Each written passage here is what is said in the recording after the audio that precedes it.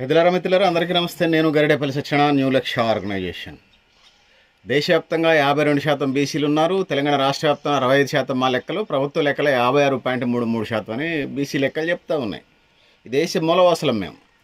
మా ఓటా మాకు రావాలి. ఇప్పటిదాకా రాలా. సామాజిక న్యాయం లేదు, భూ పంపిణీ లేదు, సమాన అవకాశాల సమాజము లేదు.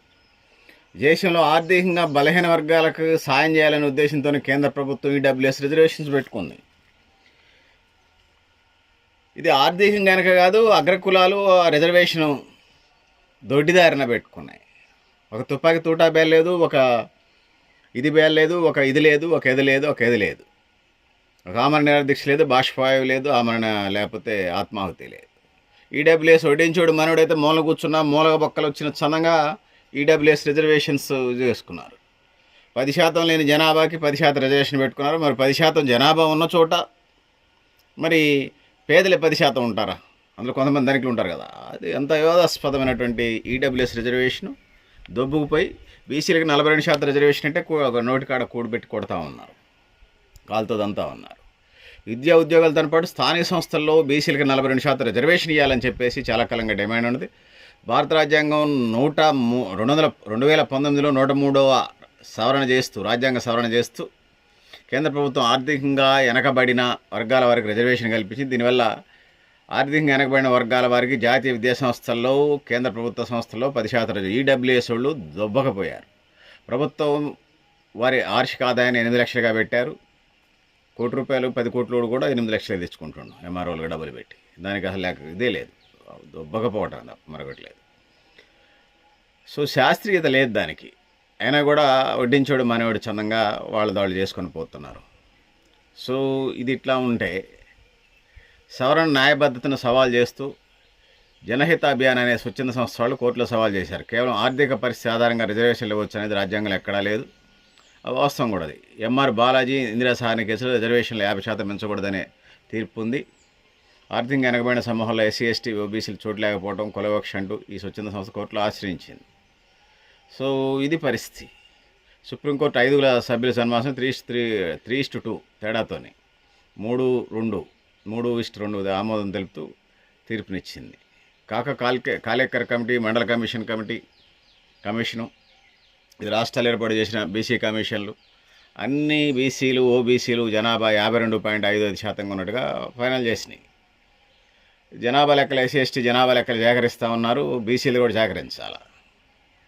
సో నిర్ధారించిన జనాభా అనుగుణంగా వరుసగా 15% 7.5% రిజర్వేషన్లు అమలు చేస్తూ ఉన్నారు.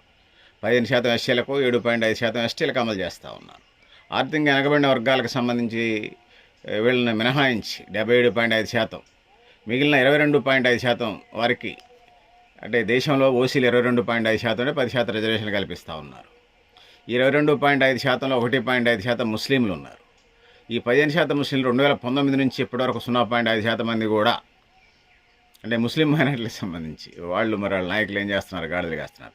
7.5% మందికి కూడా ఈడబ్ల్యూఎస్ రిజర్వేషన్ నుంచి ముస్లింలు మినహాయిస్తే 10% రిజర్వేషన్లు ఇవ్వడంపై సబ్మె అంటున్నారు. ముస్లిమ్స్కి సంబంధించి సరే న్యాయం జరగలేదు, వాళ్ళ నాయకులు ఏం చేస్తున్నారో గాడుదలు కాస్తున్నారు. సో 7.5% ఈడబ్ల్యూఎస్ వర్గాల్లో ఆర్థికంగా వెనకబడిన వారికి, అంటే 8 లక్షల లోపు ఆదాయం ఉన్న వాళ్ళు 2.5% మించి ఉండరు. మరి 10% రిజర్వేషన్ తీసుకుంటా ఉన్నారు. సో 3% వారికి, దీనివల్ల 3% ఉన్న వాళ్ళకి 10% రిజర్వేషన్ అదనంగా దోచిపెట్టడం అంటే కులాల వారీగా బీసీల లెక్కింపునకు బీసీల నోటికాడ కూడా దొబ్బుకు తింటున్నాయి అగ్రకులాలు. ఇది సమాజం నిష్ఠూరం, సత్యం. సో ఆధిపత్య కులాలు ఆస్తులతో పాటు విద్యా ఉద్యోగాల్లో కూడా దోచిపెట్టే కార్యక్రమమే ఈడబ్ల్యూఎస్ రిజర్వేషన్. నిజానికి 50% కేసీఆర్ పెట్టాడు, కటాఫ్ పెట్టాడు. 50% రిజర్వేషన్స్ పెంచకూడని. సో ఆ వర్గ ప్రతినిధి, అగ్రకుల ప్రతినిధి ఆయన. సో ఇక బీసీ, ఎస్సీ, ఎస్టీలు ఇప్పుడు 40% వాటాలోనే పోటీపడాల్సి వస్తుంది. జనాభాలో 50% ఉన్న ఓబీసీలు కేవలం 56.33% మీ లెక్కలే కదా. 27% రిజర్వేషన్లు, మళ్ళీ అందులో క్రిమిలేయర్ లాంటి షరతులు 1990 నుంచి రిజర్వేషన్లు గందరగోళంగా ఉన్నాయి. 50% మించకూడదంటూ MR Balaji, Indira Sawhney case supreme court తీర్పులు, క్రిమిలేయర్ అమలు కారణంగా అందట్లేదు. ఒకవైపు ఏం జరుగుతోంది, ఎస్సీ ఎస్టీలకి బ్యాక్లాగులు పడితే నెక్స్ట్ నోటిఫికేషన్లో ఇప్పుడు 10 మిగిలిన అనుకో, నెక్స్ట్ నోటిఫికేషన్ అందేసారు 110 కలిపేస్తున్నారు. కానీ బీసీ బ్యాక్లాగులకు సంబంధించి ఆ పరిస్థితి లేకుండా ఉన్నది. బీసీలకి ఎడు చూసిన అన్యాయం జరుగుతూ వస్తూ ఉన్నది. సో 93 నుంచి ఎప్పటిదాకా ఇదే కథ. సామాజిక వెనకబాటుతనాన్ని ఆసరా చేసుకుని చేస్తూ ఉన్నారు. ఇంకొకవైపు బీసీలకు సంబంధించి అట్టడి వర్గాలు క్రిమిలేయర్ లోపు ఆ సర్టిఫికేట్ 8 లక్షల సర్టిఫికేట్ 10 లక్షల సర్టిఫికేట్ ఏదైతే ఉన్నదో ఆ సర్టిఫికేట్ తెచ్చుకోగలిగే వాళ్ళు ఐఐటి IIITకి పోయేట పరిస్థితి లేదు. అంటే ఆర్థికంగా వాళ్ళు ఆ స్థాయికి రాలేదు. ఆ స్థాయి కలిగినటువంటి ఉపాధ్యాయులు టీచర్లు ఎవరైనా ఉన్నారంటే వాళ్ళకి సంబంధించి ఆ ఉపయోగం జరగట్లేదు.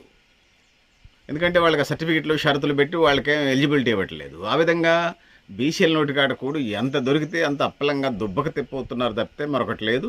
సో ఇది పరిస్థితి. పెద్దలారా, మిత్రులారా, మీరు కూడా మీ అభిప్రాయాలను కామెంట్ బాక్స్లో రాయడం తెలియజేస్తూ నేను Garidepalli Satyanarayana, New Action organisation.